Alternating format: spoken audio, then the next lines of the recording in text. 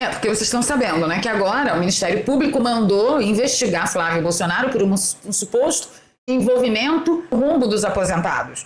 Na CPMI do INSS, mas baseado no quê? Eu não sei. Não tem, o nome de Flávio Bolsonaro não foi citado, não foi nada.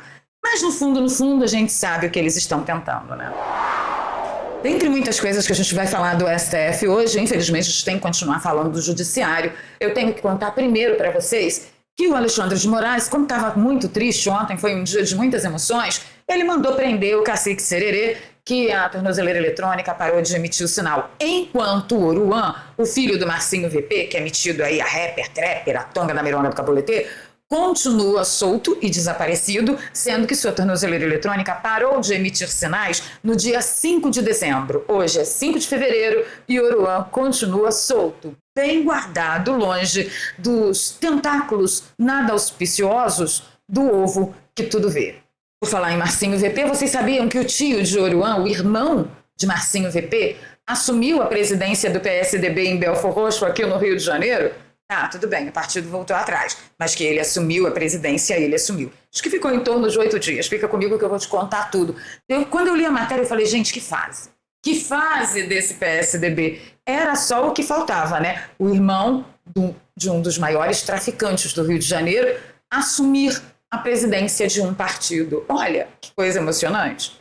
Puro suco de Brasil, meu bem. Por falar em venda de substâncias ilícitas, vocês sabiam que Jair Bolsonaro foi ouvido na última segunda-feira na Papudinha por ter associado Luiz Inácio com a venda de substâncias ilícitas lá do Alemão e por ter chamado Luiz Inácio de cachaça? Gente, tenho que parar de chamar de Zé Cachaça, senão daqui a pouco sou eu que estou recebendo o Bear Black aqui na porta da minha casa.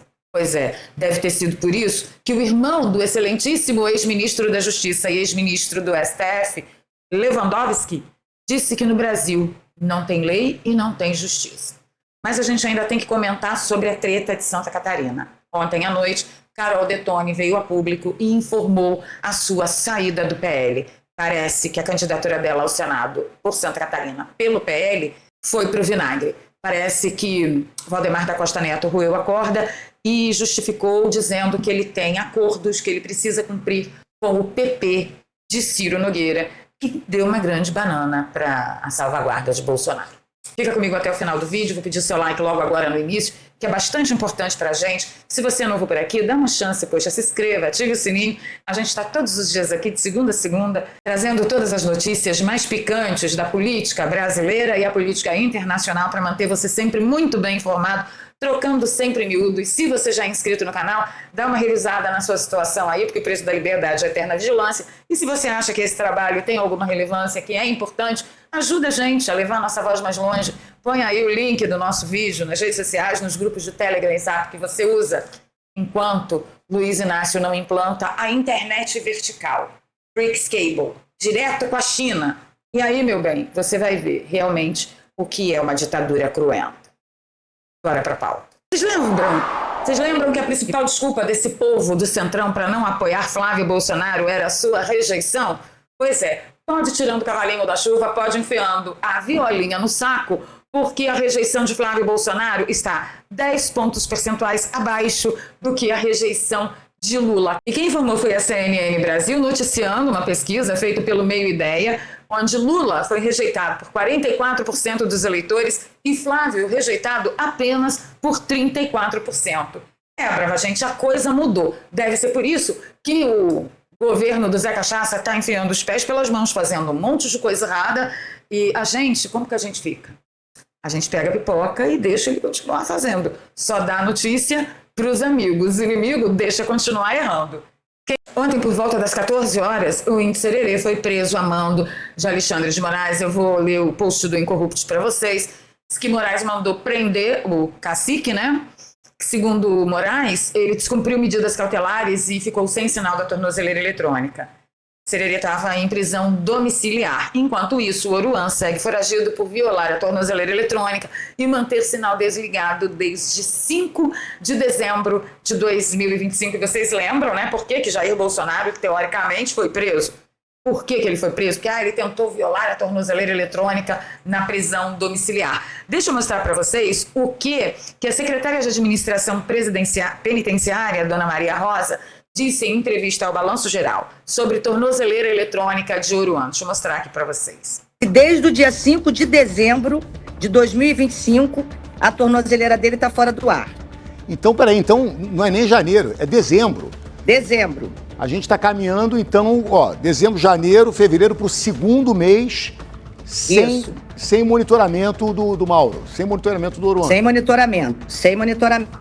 Inclusive, essa semana eu postei no meu X que Oruan tem um registro de 66 violações de tornozeleira eletrônica.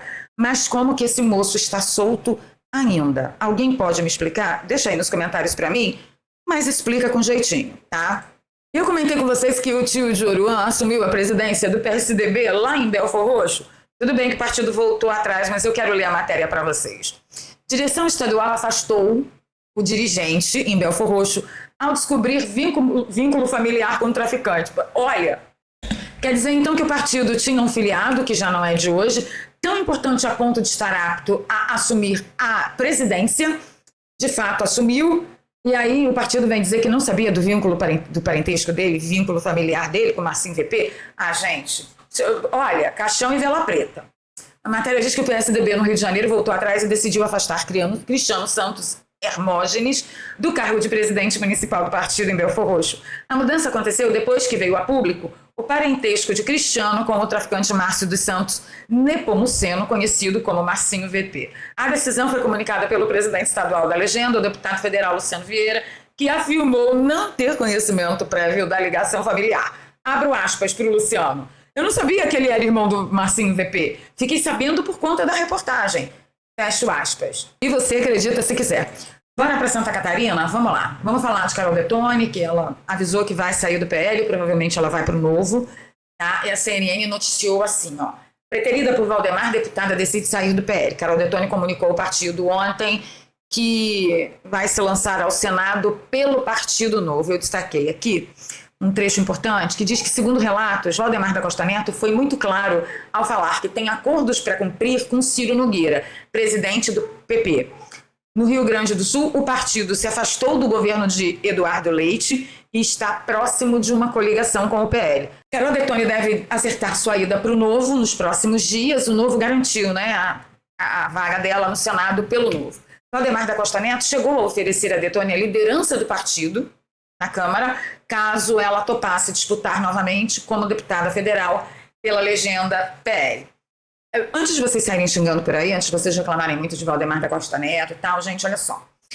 O PL, ele sempre foi um partido do sistema, mais sujo que pau de galinheiro. O PL, ele está se depurando aos poucos, da mesma forma que a nossa política está se depurando aos poucos.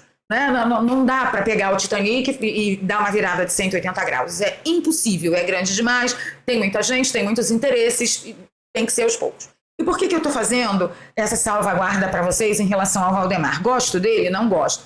Queria uma pessoa melhor para ser, teoricamente, o presidente do partido de Bolsonaro e da direita? Gostaria muito. Porém, vocês têm que entender que enquanto esse partido era totalmente do sistema, ele funcionava sistema, ele pulsava sistema, o Valdemar da Costa Neto, ele empenhou palavras. Ele empenhou sua palavra em acordos. E os acordos precisam ser cumpridos dentro de um limite do, vamos dizer, do republicanismo, que não envolva crime, não envolva maracutaias e essas coisas. Na época que eu me filiei ao PTB para sair candidata a deputado estadual por São Paulo, eu vi o Bob Jeff passar pela mesma coisa. Ele limpou o partido tanto que ele conseguiu. Mas, infelizmente, em alguns estados do Nordeste, alguns estados do Sul, ele tinha acordo de década, com pessoas que ajudaram a construir o PTB lá atrás. E que ele não podia dizer não, ele não podia voltar atrás. E não tinha nenhum envolvimento criminoso nesse empenhar palavra em acordos, tá? Mas, se houve essa solicitação e Ciro já está se afastando, pelo menos publicamente, do lactose, isso é uma boa notícia. Eu lamento pela Carol. Sinceramente, eu acho que ela poderia, sim, ir mais uma vez como deputada federal, mas que seja essa de parar no Senado, gente. A gente tem bastante nome de direita verdadeira, direita de verdade, para poder ir para o Senado. E a gente precisa de pessoas como ela, por exemplo, como líder do partido na Câmara. Mas, enfim, Carol Detoni é nova, foi para a política agora. E o pior, sabe quem foi para o lugar dela? Espiridião Amin. Ah, Valéria, você não gosta dele? Ah, gente, poxa, estava na hora dele se aposentar já, né? Fora isso, eu apoio Carol Detone em qualquer partido que ela esteja, inclusive no Novo, porque eu não tenho isso aqui para falar dela. Você tem? Se você tem, deixa aí nos comentários para mim. E obviamente que a Ana Campanholo já está nas redes sociais falando. Eu te disse. Ela disse o seguinte, ó, confirmando o que apontei desde o início, fui chamada de mentirosa por um colega de partido ao demonstrar que a composição para o Senado, que a gente comentou com vocês aqui que deveria ser chapa pura, estava cercada até a chegada de um candidato carioca, Carlos Bolsonaro. Hoje, os noticiários expõem movimentos partidários que confirmam 100% meu diagnóstico e prognóstico. Enquanto muitos celebravam em público a suposta chapa pura, nos bastidores, Carol Detone estava sendo pressionada a declinar da vaga de senadora.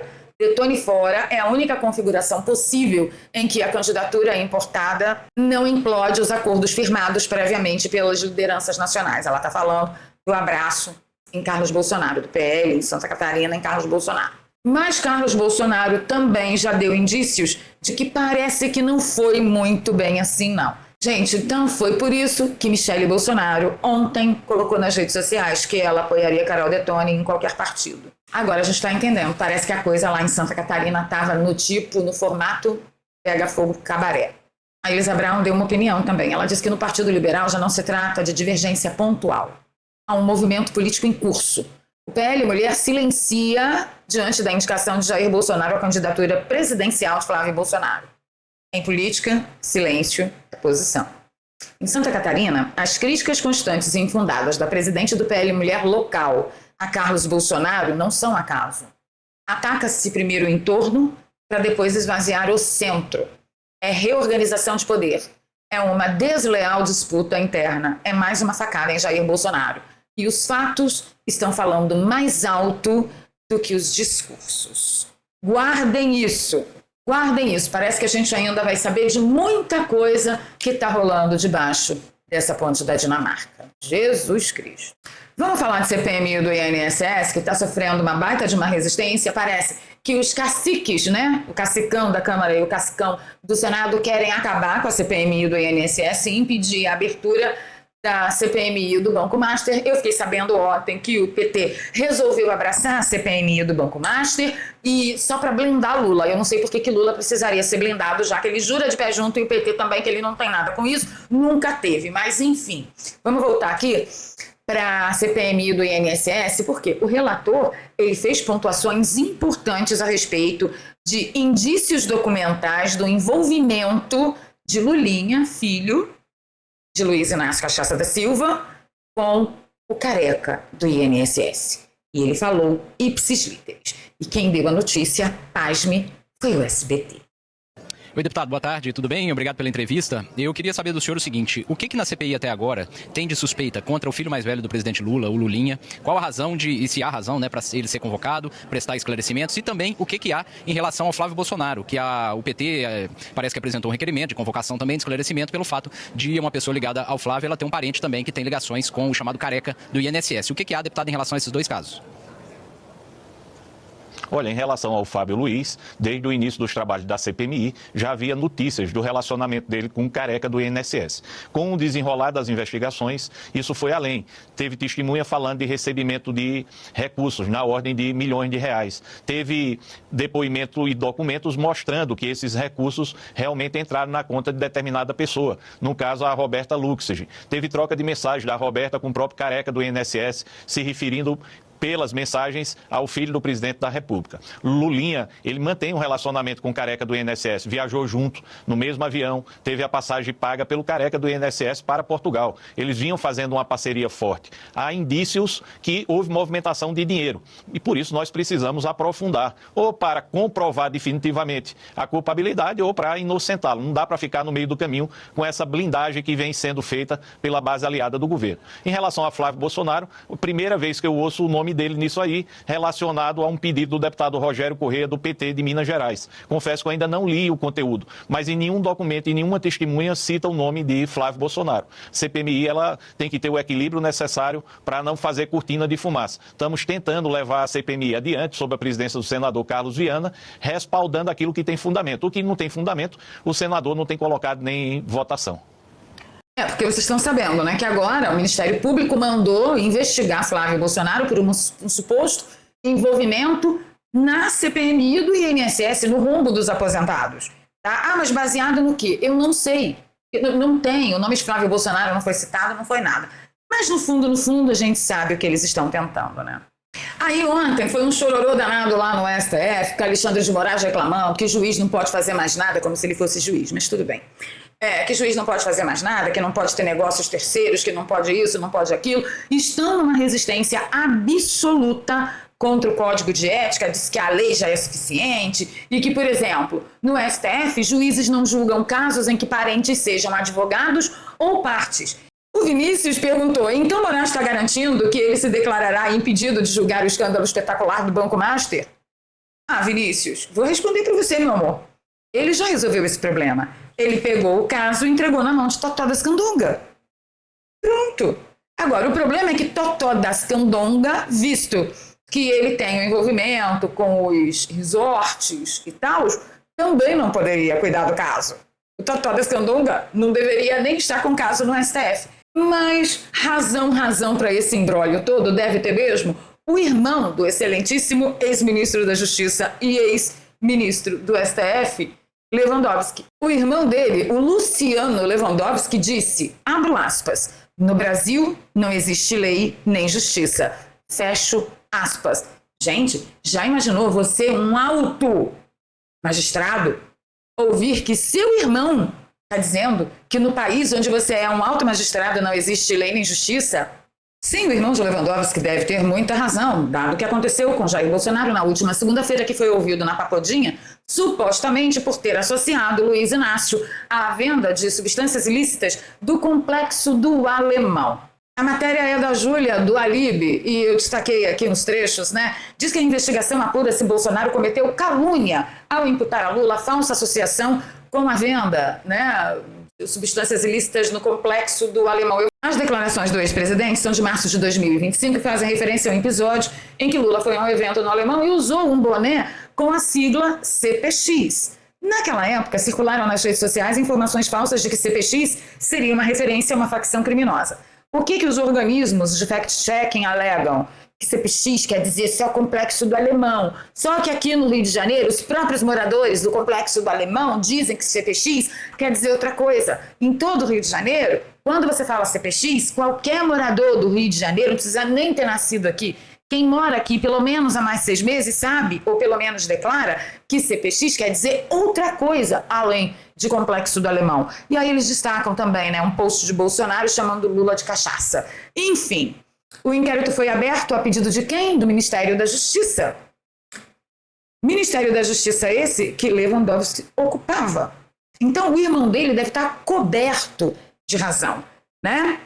Aí eles falam aqui, né, bonés com iniciais CPX foi usado em campanha, e eles dizem lá que não é não, entendeu? Não é não. E o interessante é que Bolsonaro fala aqui o seguinte, o povo quer um futuro melhor, sem essas cortinas de fumaça diária para encobrir o pior governo do país, com números da era Dilma, sem pandemia, sem efeitos iniciais de uma guerra que atingiram a economia em todo o planeta. Por fim, mostre resultados de sua gestão para o povo que não sejam aumento de impostos. E, claro, as mentiras diárias acobertadas por colegas e viagens milionárias. E aí eu vou parar aqui nesse aumento de impostos, né? Por quê? Porque viralizou um post dizendo que o governo criou um imposto único de 44% sobre aluguel de imóveis. E claro que os organismos de fact-checking já vieram socorrer, né, o pai dos pobres. E diz que não é bem assim, que o governo não criou um imposto único de 44%, não.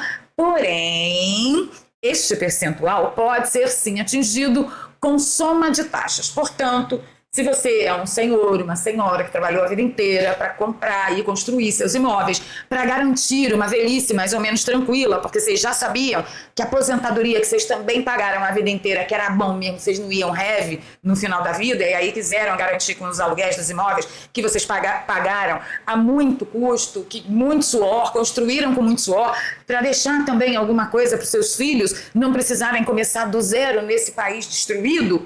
Se prepara, porque o governo quer garfar metade disso. criado pela reforma tributária, aquela reforma tributária que Bolsonaro foi contra, nós fomos contra, nós berramos aqui, pressionamos os deputados e senadores, não façam isso, pelo amor de Deus, vocês vão acabar com a classe média mais remediada do Brasil, mas não adiantou, né? A reforma tributária que foi promulgada em dezembro de 2023, o IVA será implementado gradativamente nos próximos anos, não tem uma alíquota base conhecida. O que existe são projeções que ainda são divulgadas pelo Ministério da Fazenda. Mesmo assim, os 44% citados lá no post afetariam, sim, um perfil bastante específico do locador. Eu vou contar para vocês qual é o perfil. Um locador que ganha mais de R$ 7.355 mensais e tem a renda superior a 240 mil anuais em rendimentos com aluguéis e seja dono de mais de 3 imóveis. Portanto, o governo olha e fala assim, o quê? R$ 7.350 de renda com aluguel? Você não pode ter isso.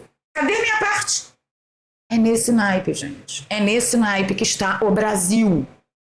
Então, se você não tem um castelo na Suíça para se refugiar, se prepare, porque antes de melhorar, isso aqui vai piorar em demasia. Então, se você já entendeu que você precisa de um aporte especial, de uma renda extra para conseguir viver com o mínimo de dignidade, você está no lugar certo. Aqui na descrição e no comentário fixado eu deixo para você o link do Daniel Alvarenga, que vai ensinar você a ganhar dinheiro pela internet, fazer dinheiro a partir da sua casa, do seu computador, do seu celular, do seu notebook, e você pode ganhar em dólar, e você ainda aprende a largar esses dólares fora do Brasil. Longe dos tentáculos nada auspiciosos do Luiz Inácio Cachaça da Silva. Eu pago as minhas contas pelo digital, pela internet, né? Com trabalho pela internet há mais de 10 anos e posso garantir, sou eu a testemunha viva de que sim, pode ser uma baita saída. Primeiro para uma renda extra, você pode aí desenvolver 1 hora por dia, 2 horas por dia e de repente se tornar na sua renda principal, como foi o meu caso. Tá? Então, link na descrição e no comentário fixado, lá tem 3 aulas gratuitas que serão liberadas para você entender melhor do que eu estou falando. Se o que você receber naquelas aulas fizer sentido para você, aí você está pronto para dar o próximo passo. Espero você lá. Então tá, ficando por aqui, pedindo seu like, seu compartilhamento, perguntando para você o que você achou de tudo isso. E a treta da Carol Detone? E o chororô do STF ontem? Gente... Ficando por aqui, pedindo seu like, seu compartilhamento, se você gosta do meu trabalho, aqui tem um Pix, você pode nos ajudar, pode nos apoiar. E na descrição eu deixo 2 contas bancárias e uma conta no PayPal. Você nos acompanha de fora do Brasil. Bora tretar nos comentários. Obrigada por ter ficado até aqui. Beijo no coração. Fui.